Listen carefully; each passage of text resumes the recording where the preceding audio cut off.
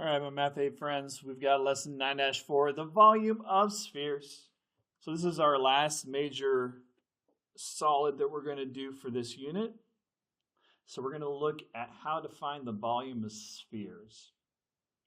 So we've got two things to look at here. We've got a sphere, so think of this as maybe being a basketball or a golf ball or a baseball. It's a ball, basically, okay? So we've got a sphere here. And then half of a sphere we call a hemisphere. So it's like a sphere that's been cut in half. Now for these shapes, and I'll go ahead and tell you why. Okay, so for these shapes, well, let me just give you the formulas. Okay, so the formula for the volume of the sphere. So you know how we had this section here? So we did pi r squared. Well, the height of this sphere is also another radius. So we've got radius squared here, and then another height of another radius right there. So we actually have three radiuses, radius squared and another radius here. The formula is 4/3 pi times r to the third power. All right, that's the actual formula for a sphere. Really quickly, you can zoom past this if you want to, but here's why this works. So we've said all along that the volume of any solid is the base area times the height. So that's how we started this. So we also said that any time that the shape comes to a point, that we toss in the 1/3, right? So those are the two things we've been talking about. Volume is base area times the height. And then anytime you come to a point, you're going to lose 2/3 of your volume and you're going to be left with 1/3. So where is the base area of this shape? Most people would look at it and go, oh, the base area must be this circle on the inside right there. That's not actually where the base is. In a sphere, it's kind of weird. The base is the whole outside of the shape. So it's like one huge outside out there on the shape. That's its base. And each part of the base is pointing to one section when we go perpendicular. Every time you go perpendicular, you're pointing to one section. So you're always pointing there, which is a radius right there. So your height is all these radii here. So we've got the outside of the shape is our base area. Now, I don't know if you've ever taken apart a baseball, but it's kind of gives you an idea of what's going on here. A baseball is made up of two pieces of fabric. They kind of look like this.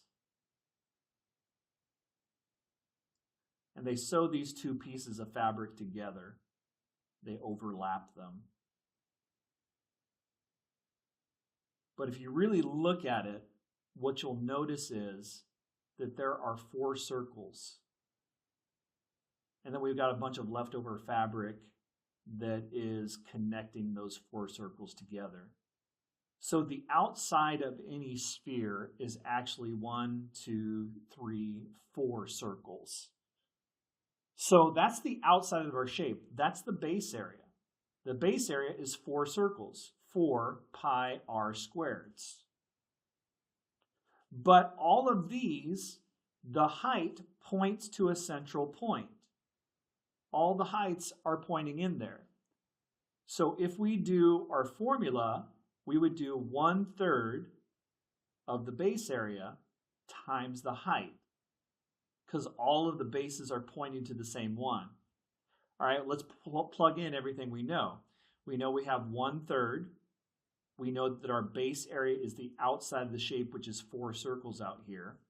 So that would be 4 pi r squared. That's the base area. And the height is all of these radiuses that are pointing to the center of the circle. They're all pointing to the center, so that's why we're using 1/3. So that's another radius. So here's our formula. 1/3 times 4 is 4/3. thirds. And then r squared times r is r to the third. There's our formula. So that's the formula of a sphere. You don't have to know this, but just so you know, it is base area times the height. So if I have a hemisphere, hemi means half, a hemisphere is going to be half of this. So what's half of 4/3? So if I've got 4/3, half of that would be 2/3. So our formula for a hemisphere is going to be 2/3 of pi r cubed, not squared, pi r cubed. That's the big thing that people mess up on for the formulas for spheres, is they always put pi r squared instead, but this is pi r cubed because we've got the radius and then we've got another radius for the height over here. That's where our third r is coming from. All right, so these are our two formulas. Sphere, hemisphere. All right, let's do it. Find the volume of the solids, write the answer in terms of pi, and round it to the nearest tenth. Okay, so for this first one, we've got our radius here of 3. So we're going to do volume equals 4/3 pi times 3 cubed, not squared. All right, so V equals 4/3. 3 times 3 times 3 is 27 pi. Okay, and now we multiply by 4 and divide by 3. Is that 36? So we do 27 times 4 divided by 3, 36. So our volume is 36 pi, and these are centimeter cubes. If we wanted to give the approximate answer to that, approximate. We do 36 pi, and that comes out to about 113 point, let's round that 0 up to a 1 because there's a 9 after it, so 113.1. And this would be centimeter cubes. All right, next one, we got a hemisphere, half of a circle.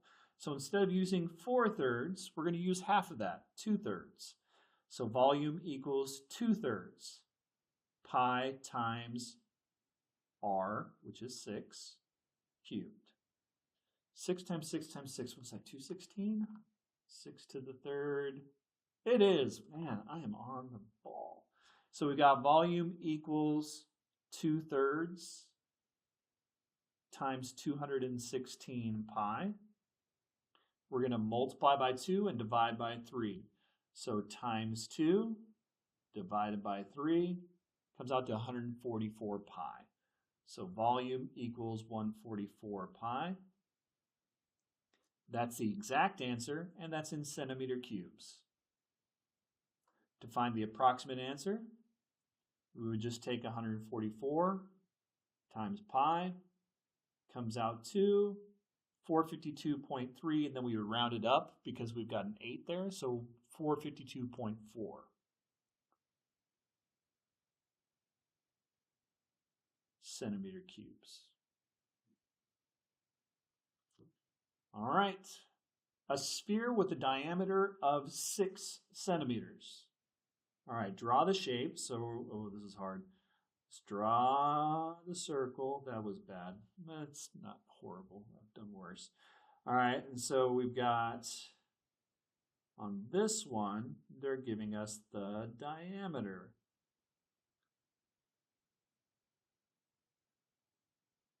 Okay, so here's our sphere. We've got a diameter of 6, which means we have a radius of 3.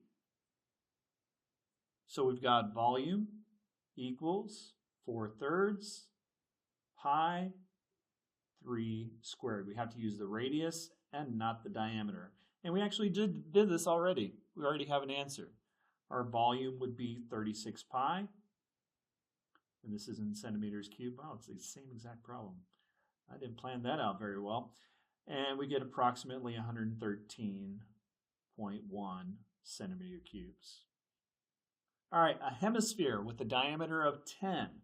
So how would I draw a hemisphere? I would draw the bottom part here, The diameter going across is 10. And then this would be the dome part on top. That's not great, but okay, we'll go with it. So if that is my diameter, my radius is 5. So my volume would be 2/3, because it's half of a sphere, times pi r cubed. So we get volume equals 2/3. 5 times 5 times 5 is 125. Okay, now this one, if I do 2 times 125, I get 250. And I happen to know that 250 is not divisible by 3. So what would I do? Here's what I would do. 2 times 125 is 250, divided by 3, and then pi. So if the 3 doesn't go in there evenly, we would just leave this as a fraction. We'd multiply by 2, and then we can't divide by 3. So we would just do 250 over 3 pi. This would be the exact answer. It would be in inch cubes. Now, if I was looking for the approximate answer, here's what I would do. I would do 250 divided by 3 equals, see, it goes on forever right there. It's a repeating decimal. And then I'd multiply by pi. And there's my approximate answer, 261 point, let's round that up to 8, because there's a 9 after the 7. So the approximate answer would be 261.8. And this would be in inch cubes. So to get that answer, I just did 250 divided by 3, enter, and then times pi, and then got my approximate answer. My approximate answer looks a lot nicer than my exact answer on these types of problems. All right, that's all the math I got for you for this week. I will see you later. Keep mathing hard. Bye-bye.